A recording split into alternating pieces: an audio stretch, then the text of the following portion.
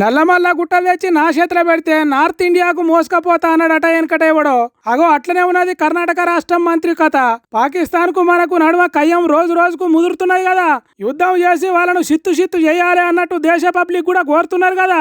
అగో అందుకే బీజర్ జమీర్ అహ్మద్ ఖాన్ అనే కాంగ్రెస్ పార్టీ మంత్రి నాకు ఆత్మాహుతి బాంబు ఇన్రి పాకిస్తాన్ కు పోయి పేల్చుతా అంటున్నాడు.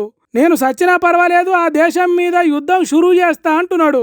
ప్రధానమంత్రి మోడీ హోంమంత్రి అమిత్ షా నాకు ఆత్మాహుతి బాంబు ఇన్రి అన్నట్టు అడుగుతున్నాడు. మంచిదే, మన దేశం మీద సత్యంత ప్రేమ ఉండి పాకిస్తాన్ మీద అంతకంటే ఎక్కువ పగ కసి ఉంటే ఇంకా మంచిదే. కానీ ఆత్మాహుతి బాంబు అమిత్ షా మోడీలే ఎందుకు ఇయ్యాలి?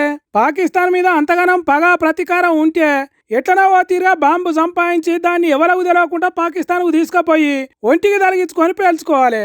అంతేగాని సర్కారునే బాంబు అడిగితే పాకిస్తాన్ వాళ్ళకు దొరికిపోరా? పాకిస్తాన్ ఉగ్రవాదులు ఆత్మాహుతి దాడి చేసేటోళ్ళు బయటికి చెప్పే చేస్తున్నారా? ఆత్మాహుతి అనే ఉత్తముచ్చట్లెందుకు?